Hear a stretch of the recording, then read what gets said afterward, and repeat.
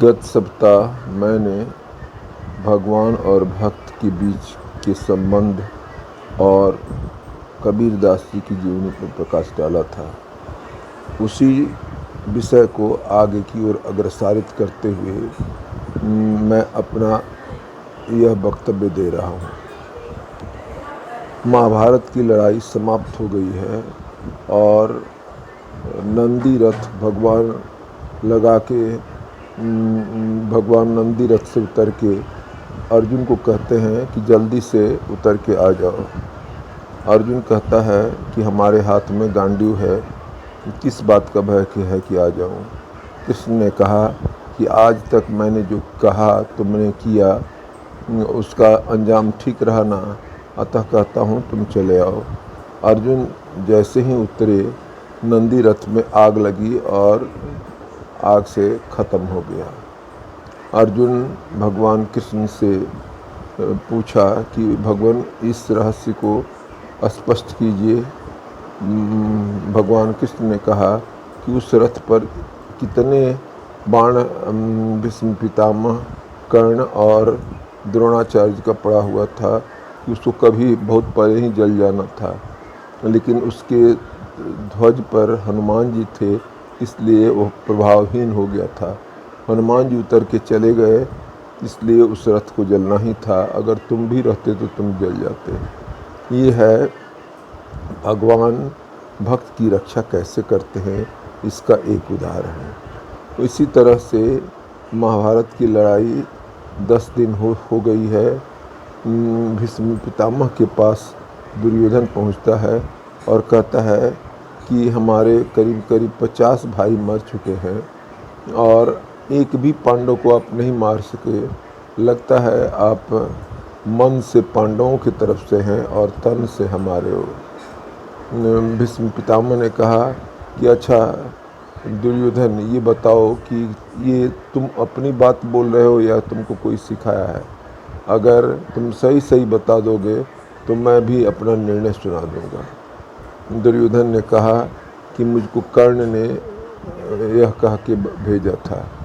कहा जाता है कि दुर्जन और शंख दूसरे के फूकने पर ही बजते हैं। दुर्जन को भी कोई चढ़ा देता है तो चढ़ जाता है और शंख भी कोई फूकता है तो बजता है। यही स्थिति दुर्योधन की थी। भीष्म पितामह ने कहा कि अच्छा तुम कहते हो तो कल की लड़ाई रहेगी और ये 5 बाण निकाल दिया। इसमें अगर मैं समाप्त कर दिया पांडवों को तब तो आगे सेनापति रहूँगा, नहीं तो परसों से मैं सेनापति नहीं रहूँगा। भीष्म की प्रतिज्ञा। भीष्म असाधारण थे, गंगा पुत्र थे और कौरव पांडवों में उनका जोड़ का कोई नहीं था। परशुराम से वो दीक्षा लिए थे, इसलिए जो कह दिए कौरव पक्ष में खुशहाली ही खुशहाली छा गई और पांडव पक्ष एकदम मातम मनाने लगा। भगवान कृष्ण कहीं गए हुए थे तो द्रौपदी आने के साथ बोली कि सुना है इस तरह की प्रतिज्ञा कर लिए हैं। तो भीष्म पितामह कृष्ण बोले कि भीष्म पितामह की प्रतिज्ञा ही सच होगी और कल ही युद्ध खत्म हो जाएगा। अर्जुन कहाँ है? तो अर्जुन कहीं एकांत में सो रहे हैं। फिर भगवान कृष्ण अर्जुन के पास पहुँचे, अर्जुन को जगाए और बोले कि सुना है तुमने कि इस तरह की बात। तो कहा कि पहले तो नहीं, लेकिन 1 घंटा पहले एक आदमी मुझसे ये बताने आया था तो मैं कहा कि अच्छा छोड़ो छोड़ो, भगवान कृष्ण है ना, हमको सोने दो। और मैं सो गया। मैं तो आप पर समर्पित हूँ, जो होगा सो होगा, अभी क्या चिंता करना है।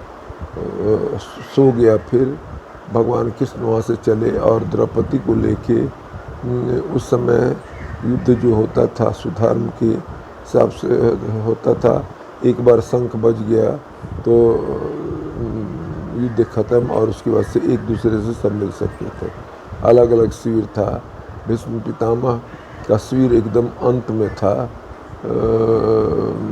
द्रौपदी को आगे कर दिया और सैंडल जो उसका था खटखट खट बज रहा था, उसको अपने पीताम्बर में करके शिविर आया तो उसको आगे कर दिए और बोले पितामह को तुम पैर पर झुक के प्रणाम करना और जब तक आशीर्वाद नहीं दें माथा मत उठाना। वही हुआ। द्रौपदी प्रणाम की और भीष्म पितामह तो अपने ये में रात में सोए नहीं थे और उसके बाद से चिंतित थे कि कैसे कैसे उसके ये में बहकावे में पड़ के मैंने ऐसी प्रतिज्ञा कर ली क्या कि सौभाग्यवती भवा। अब कृष्ण चले आए आगे और कहे कि आप जो अभी बोल रहे हैं सौभाग्यवती भवा, यह ठीक होगा कि कल जो 5 बाण निकाले हैं ठीक होगा। कहा भीष्म पितामह ने कि हाँ भी तुमने छल किया, खैर कल तो ऐसा युद्ध होगा कि इतिहास में उसका उल्लेख रहेगा। हमारा प्रण तो टूट गया लेकिन आपका भी प्रण कल मैं तोड़ने की कोशिश करूँगा। और इस तरह से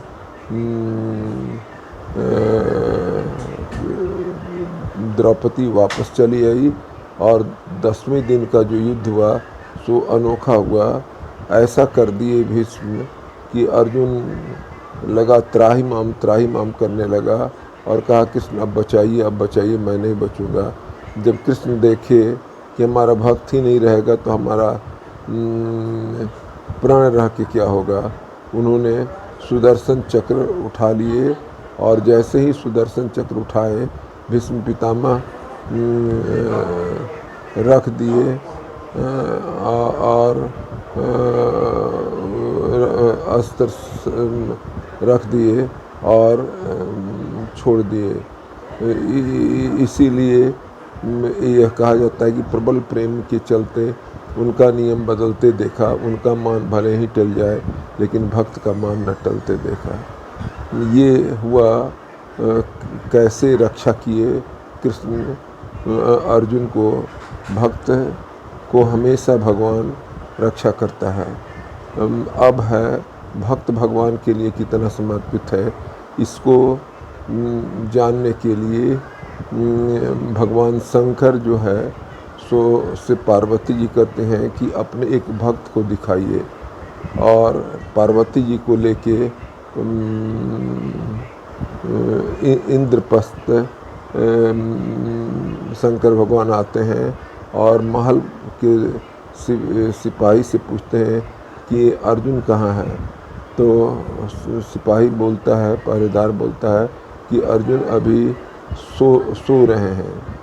तुरंत वो कृष्ण भगवान का आराधना करते हैं और कृष्ण भगवान भी वहाँ पहुँच जाते हैं रुक्मणी, सत्यभामा और उद्धव जी के साथ।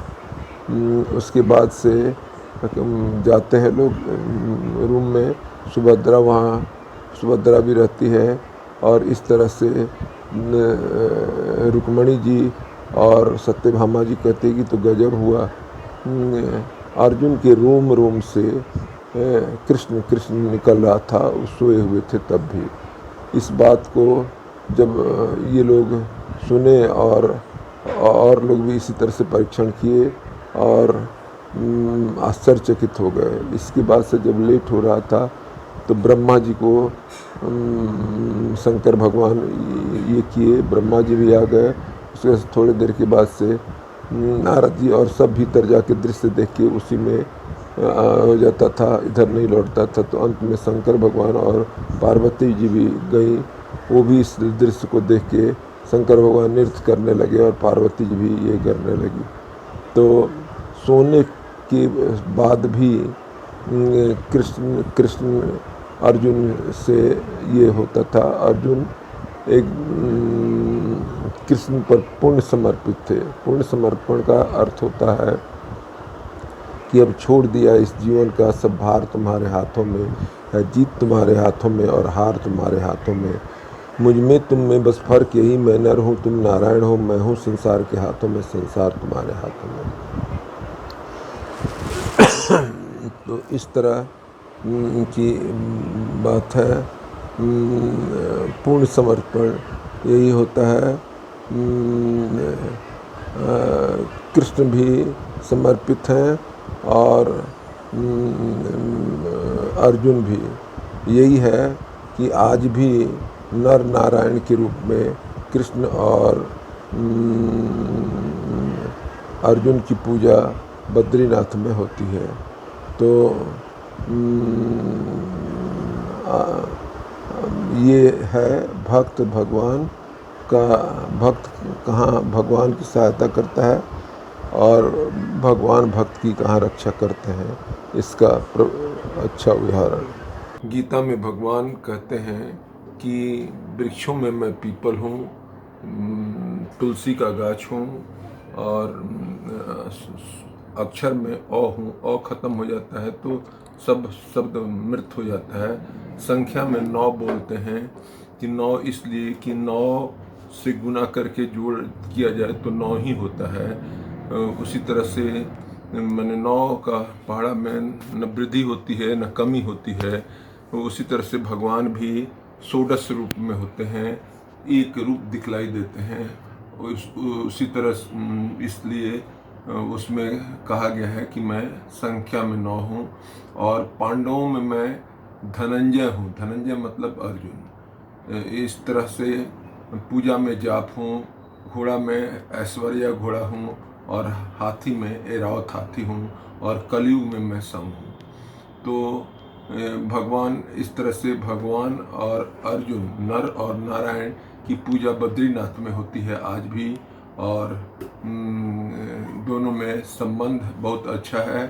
भगवान अर्जुन को हमेशा अपना शिष्य के समान और भाई के समान समझते थे।